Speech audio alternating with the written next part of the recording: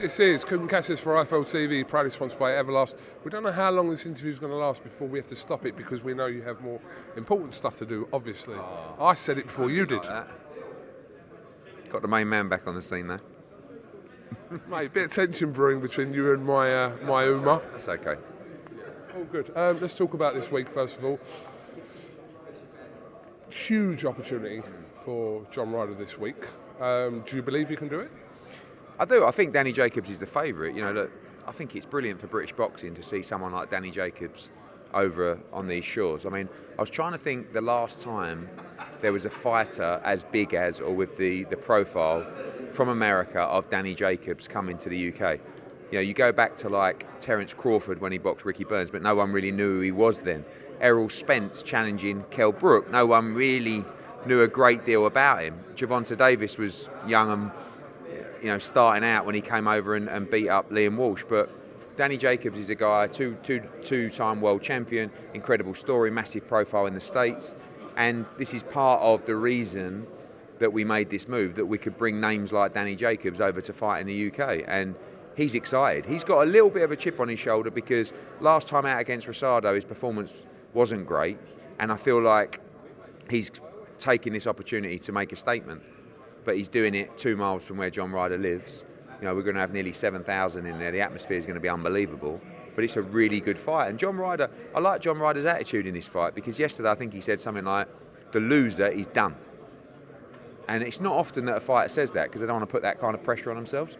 But for John, I don't think he cares. He openly admits, if I lose this fight, I'm done, because he wants... That's not right though, is it? It is, because he wants to win a world title. He wants to go and challenge for a world title. If he loses on Saturday night, he will never challenge for a world title again. This is a WBA eliminator. Yeah, but you can go, but let's just be cutting, brutally honest, right?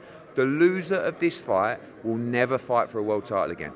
And that's the only thing they're in the game for. Danny Jacobs wants to be a 2-division, 3-time world champion. John Ryder wants another shot at a world title. I think it's a really good fight. And I think it's two guys that have 12 rounds to make it count. So with John Ryder, he mustn't muck around in this fight. He's got to get in. You don't want to be boxing Danny Jacobs at range. You want to get up close and you want to make it hard for him. And I think Danny Jacobs is in the kind of mood that he will fight in this fight, because he knows last time out against Rosado, behind closed doors, it wasn't great. And I think he's here to make a statement. I think it's a really intriguing fight. Indeed. I've noticed you do this a lot. When I answer a question, you go, like, I don't know what it is. Mate, what are you doing? No, you go. It's like, come on. Yeah, I know. Like, come on. So Let's come on, go. ask Let's me go. another one. Right, this is a really, really tough fight for Felix Cash. Yes. And do you know, you don't see fights like this because normally you wouldn't fight someone as dangerous as Madiev and as good as Madiev and no one's heard of him, right? So normally you just say, oh, Felix Cash against this Russian, yeah, what's that, an easy fight? No. Madiev, number 3 in the WBA, what did he say yesterday? I'm going to school Felix Cash every single round. Trust me when I say, I posted the other day, I believe, and will be proved, you know, we hope it will be proved right on Saturday. I believe Felix Cash is the best middleweight in Britain right now. Right? Strong statement. Okay, but you know, number 1 and the current rankings, Eubank. Number 2, Liam Williams. Number 3, Felix Cash. You cannot tell me on any day of the week right now that Liam Williams beats Felix Cash. I'm sorry. Be honest with yourself. Anyone that knows the boxing, answer that question. Now, Chris Eubank against Felix Cash is a good fight. I would put, I don't know what we'd put, a lot of money on Felix Cash beating Chris Eubank Jr. It's not a reflection of Chris Eubank Jr. being overhyped or over the hill or whatever. He's a good fighter. Felix Cash, I believe, tremendous fighter. But Madiev, world level opposition. Not British title level, not Commonwealth title level, world level opposition. And fair play to Felix Cash and Tony Sims. This is how much Tony Sims believes in Felix Cash to take this guy. You don't want to be taking this guy. Some lunatic from Russia who is as tough as fucking nails. You just leave them alone. You just say, no, Madiev. Who's Madiev? Oh, let me look. Jesus Christ, no thank you. Who else we got? We got anyone that's less hungry or bigger name, better profile? No, he's good enough. He'll beat him. We need to move on to fight for a world title. And he's coming back off a massive layoff. Very excited for that fight. Okay, let me kind of come away a second, maybe return to the card after, but Canelo Alvarez, rumours, reports suggesting that he's set to accept, I don't know, a 90, 85, 90 million pound deal for over 2 fights for Bivol and Golovkin. Can you make your comment on this? Just talking. Is that accurate, those 2 fights? The 2 fights that we've put forward to Canelo Alvarez. I mean, Andy Puriel's trying to pull that. He's working, mate. Are you trying? I wasn't using it. No, hold on a minute. Hold on. No, this is Hold nice. Your camera's been there for a while. Yeah, Yeah. but I want to say, you can take it away. People say that people in boxing don't work together, right? He's going to take his light away. You need to Darren Barker, so I have to go. I'm looking really good on that light. You know. It's all right, mate. Go on, if you want to take it, you crack on and do your work, mate. Oh no, look at that. Oh, that's terrible. That is actually terrible. There you go, look. Hey, hang on, shout out. What's your channel called? Seconds out. Seconds Out. Bring it over here though a little bit, because then you can really see how handsome I am. That's it. Yeah. Amazing. Shout out Seconds Out for the light. Look at this. Aye. Boxing Social. So Coppinger texted me about 20 times saying I've heard it from 4 different people. You can hear it from me. There's no deal done yet. We're just talking. I'm sure he's talking to everybody else. I think we've got a great opportunity and proposal for him, but it's just going to come down to Eddie Reynoso and Sal to decide what they want to do. It would be an honour to represent him again. It would be great to bring him back to the zone, and we'll see what happens. Are the figures accurate? What's been reported? No, I mean they're not right, but like. No, but you're probably talking out by about $1 million or 500 grand. No, but in general.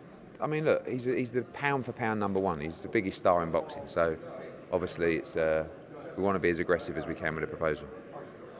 Okay, what's the latest regarding Whyte and Fury on your side? Is there anything to report? Not really. I was with the guys yesterday, just chatting through it. We have the contract, which is being reviewed backwards and forwards, and that's it, really. So to this date, which is Thursday at 1 o'clock. I think the contracts have to be in 2 weeks' time. From there. 2 weeks? February the 21st, isn't it? Well, yeah, it is roughly 2 weeks. Yeah, roughly.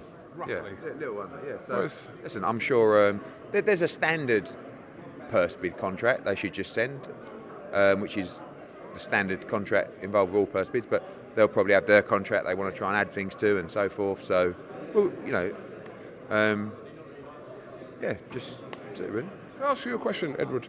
If you are happy not to be involved in this fight, how come? I'm happy not to be involved. I saw someone say it. I said, I think that is, you did say that I'm. in the promotion. Yeah. Yeah. Look, at the end of the day, I said to Dillian's guys yesterday, we've been with Dillian for years. We've backed him through thick and thin. We get on well. He likes us. We like him. Whatever you need from me, I'm there for you in this fight, in any capacity. I mean, they're not going to want me in the.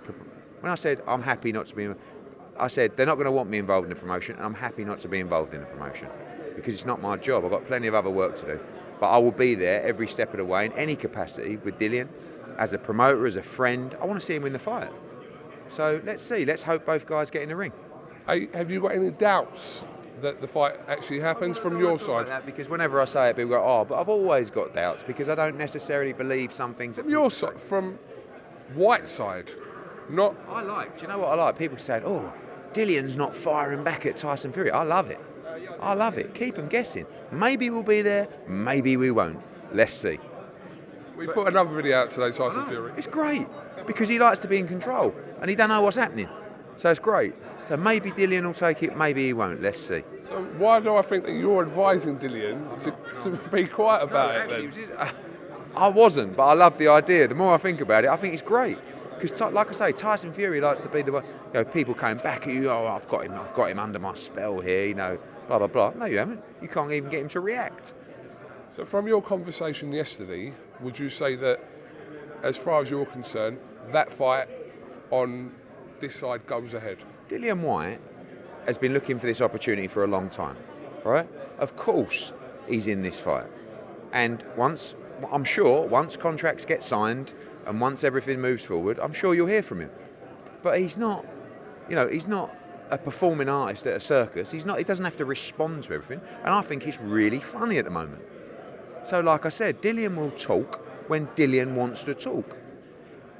So, just wait, and we'll see. Why do you think that's funny, though? I think it's hilarious. But why? Why? For what reason? Because they don't know where they are. Do you know what I mean?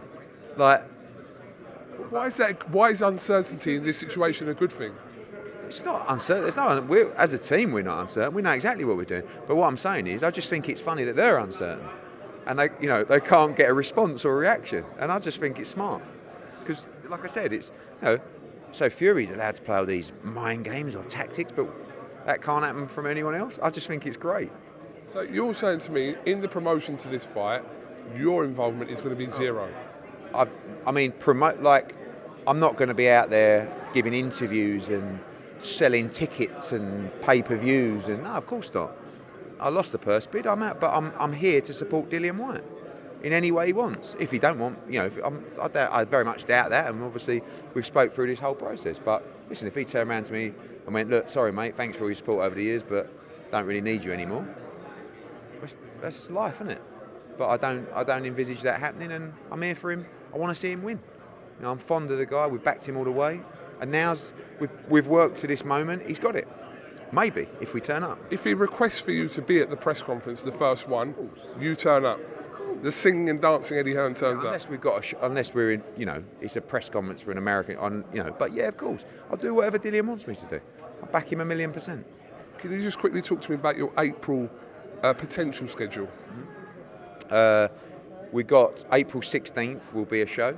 Buatsi and Richards? That could be, yeah. Conor Ben? Could be. There's about 3 or 4 fights at the moment that we're scheduling for April and early May. We hope that maybe in a week's time we'll be able to announce certainly April and May, and some great fights, some great nights, and Conor Ben will definitely be one of those as well. Conor Ben, you bank any legs in it? He said there's been talks between Sauerland and... There's been no talk. I spoke to Calla last night. There's been no talks, but... I suggested there had been, No. Because Calla messaged me and said, "What talks have there been?" I said, "None at all." But I'm sure someone spoke to someone. But at the end of the day, Conor Ben's under contract with us. Eubank's under contract with him. The only people that can discuss the fight are me and Calla, and we're happy to do so. I want Conor Ben to be in a position to win a world title at 147. This fight is like a cash-out fight that you have at the end of your career. Do you know what I mean? Where you just say, "Look, I know we're 2 different weights, but should we just make a few quid?" Conor wants money. He wants big nights, but also he wants legacy. And the legacy for Conor Ben is to go and be a world champion at 147. But if the opportunity's right, if the money's right, if the weight's right, Conor would have to go to 54. Eubank would have to come down to 54. I don't believe that's possible. But let's talk. Because Conor's just like, he's just walking around with big set of nuts saying, "I just want to fight the world." And I'll step up 2 weight classes to fight Eubank. But, Last one before I let you go. Billy Joe Saunders, by the looks of it, is kind of eyeing a return back to boxing after obviously being out since May. I mean, will you get involved if there's potentially... Yeah, we have still from his Canelo fight, obviously we're involved. So I want to see Billy Joe Saunders back in the ring. I think he's a brilliant fighter. I would actually like to see Billy come back and have a fight and then move into a big fight. But I think... and I don't know this because I haven't spoke to him about this mindset, I think he just would come back for the right big fight. Do you know what I mean? So it's almost like he keeps saying, "It's 5 million and I'll fight. If not, leave me alone." Which is a lot of money. But, Billy's a big draw. He's a fantastic fighter. I would actually like to see him back in the gym and going out and having a fight and then going into a big fight. But maybe for him, if the money's right, he'll fight again. If not, he wouldn't. But we'll see. Just a quick one. The winner, if Martinez was to beat Chocolatito on March the 5th, would you revisit the idea of Edwards and Martinez? Well, he'd be up at super fly, but I think Martinez will move back to fly. Yeah. So I think Martinez against Sonny Edwards is a great fight, one we'd love to make. But right now, he's in one of the biggest fights out there against Chocolatito. And then you've got Bam Rodriguez moved up. Martinez against Estrada is a massive all-Mexican fight. But listen, he's the underdog against Chocolatito. So we shall see. Right, press is about to start. Edward Hearn, thank you very much. We'll catch you.